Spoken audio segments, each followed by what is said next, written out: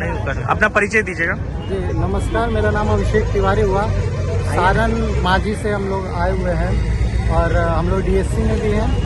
कहने का मतलब है कि जिस तरह से ये प्रोग्राम हुआ है, ये बता रहा है कि यहाँ की जनता में प्रशांत जी को लेके और जन स्वराज को लेके लोगों में क्या भावनाएं हैं। आप तो स्पष्ट रूप से देख रहे हैं, जितनी बड़ी संख्या में महिलाएं आई हैं, जितनी संख्या में युवा आए हैं, स्पष्ट ये दिखाता है कि कहीं ना कहीं ये लोग भी व्यवस्था परिवर्तन करना चाहते हैं। यही वजह है कि इतनी बड़ी संख्या में गाड़ियां और इतनी बड़ी संख्या में लोग यहाँ पे जुटे हुए हैं। अच्छा, बिहार में बहुत सारी पार्टी है और सत्ता में भी है, आप जन स्वराज से या प्रशांत किशोर से क्यों जुड़े हैं? जी आप सिंपल से 2-3 डेटा आप बताइए कि अगर 28 राज्य है तो गरीबी में अगर देखा जाए तो सबसे निचले पायदान पे कौन है? बिहार में। अगर शिक्षा की बात करिए तो सबसे ज्यादा शिक्षा कहाँ है? बिहार में है। आप कोई भी इंडेक्स निकालिए, एसडीजी का इंडेक्स निकालिए या यूएन का इंडेक्स निकालिए या नीति आयोग का इंडेक्स निकालिए, आपको सबसे निचले पायदान पे अगर किसी का नाम आता है तो बिहार का नाम आता है। वो बेरोजगारी हो, पढ़ाई हो, तो इसका मतलब तो स्पष्ट है कि जो लोग शासन पीछे इतने सालों से कर रहे हो नाकाम है। इसमें तो कोई लॉजिक और रॉकेट साइंस है ही नहीं। अगर हम कहीं बीच में होते या प्रयास करते हुए दिखते तो समझ में आता कि हमारे नेता प्रयास कर रहे हैं। अगर 30 साल की पिछले केवल 30 साल की अगर जुगलबंदी देखी जाए तो हम हर पायदान पे तो नीचे आ रहे हैं। तो इसका मतलब स्पष्ट है कि कोई नया व्यक्ति चाहिए, कोई नया चेहरा चाहिए, कोई नई सोच चाहिए। सबसे बुरी बात क्या है कि एक इंसान जो, अगर अमेरिका का उदाहरण लीजिए तो जो सबसे बड़ा मुखिया होता है 8 साल के लिए होता है। और क्योंकि कोई भी व्यक्ति हो जिसके पास जो क्षमता है लगभग मतलब 2-1 टर्म में उससे ज्यादा वो परफॉर्म नहीं कर सकता। और हम लोग पिछले 20 साल से एक ही चेहरा को ले रहे हैं। उनकी क्षमता खुद ही खत्म हो चुकी है, लेकिन हम नहीं सुधर रहे। अगर पानी जो है नहीं बदला जाएगा तो कैसे स्वच्छ होगा? कहा जाता है ना, बहता पानी निर्मला।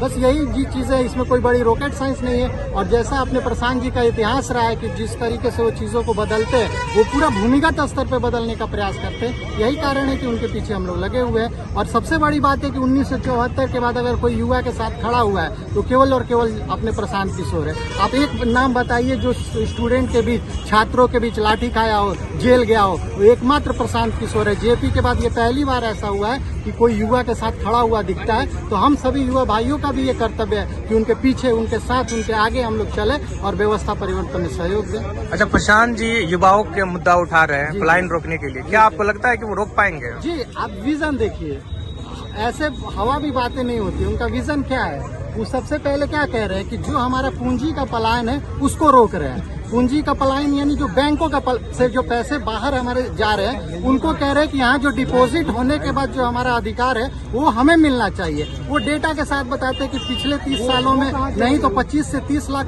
करोड़ तो पलायन हो चुका है। अगर वो पूंजी पहली बात है रोकेंगे और साथ में इतने कम दर पे 4% पे पूंजी अगर देंगे तो जाहिर सी बात है आसपास के पंचायतों में रोजगार होगा, ब्लॉक के स्तर पर रोजगार होगा। और वो यही विजन है, वो छोटे छोटे विजन को बड़े विजन में बदल रहे। तो जाहिर सी बात है अगर विजन है तो रोजगार मिलेगा ही। आने वाले कुछ महीनों के बाद इलेक्शन है, तो जन स्वराज का कैसा माहौल है? जी अगर आप देखिए जमीनी स्तर पे तो कहीं ना कहीं बज़ क्रिएट हो रहा है। अभी ये अलग बात है कि थोड़ी प्रयास की जरूरत है, लेकिन जो शिक्षित है, जो जागरूक है, जिनके पास स्मार्टफोन है, वो 100% सपोर्ट कर रहे हैं। और केवल बिहार की बात नहीं है, हमारे जो बाहर के साथी हैं, जो अपने दिल्ली में है, आपके कोलकाता में है, बेंगलुरु में है, उनका भी बहुत बढ़ चढ़ के सपोर्ट हो रहा है। तो ये प्रमाण है कि कहीं ना कहीं एक अच्छा बज़ बन रहा है। और धीरे धीरे जो पिछले और इलाके हैं, अगर हम थोड़ा और प्रयास करेंगे, अपने आप को पुश करेंगे, तो आवश्यक रूप से 100% समर्थन प्राप्त। अच्छा, आप एक युवा हैं और प्रशांत जी युवाओं के लिए भी आवाज उठा रहे हैं, तो युवाओं में कैसा माहौल है प्रशांत को लेकर? देखिए ये तो स्पष्ट है कि अगर कोई व्यवस्था परिवर्तन करना है तो युवाओं का साथ होना ही चाहिए। युवाओं के बिना आज तक कोई क्रांति हुई नहीं है।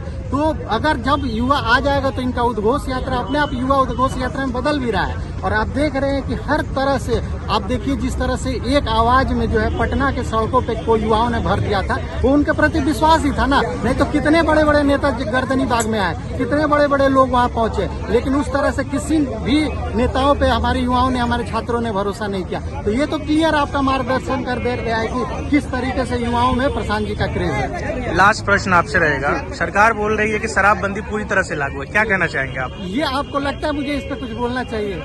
आपको लगता है कि मैं इस पे कुछ बोलूं? हर घर में ये बात अच्छी कह रहे हैं कि दुकानें बंद है, लेकिन रोजगार उन्होंने दे दिया है। हर पंचायत में 5-6 युवा आपको ऐसे मिल जाते हैं जो शराब की डिलीवरी देते हैं। और धीरे धीरे जिस चीजों पे किसी का ध्यान नहीं जा रहा है, हम कहीं ना कहीं मादक पदार्थों की तरफ जा रहे हैं। ड्रग्स की तरफ जा रहे हैं, वो अलग नशा जो है व्याप्त हो रहा है। चूंकि उतने पैमाने में नहीं मिल रहा है तो और ये ढकेल रहा है, गर्त में युवाओं को ढकेल रहा है। तो इस पे तो कोई चर्चा करने का विषय ही नहीं है।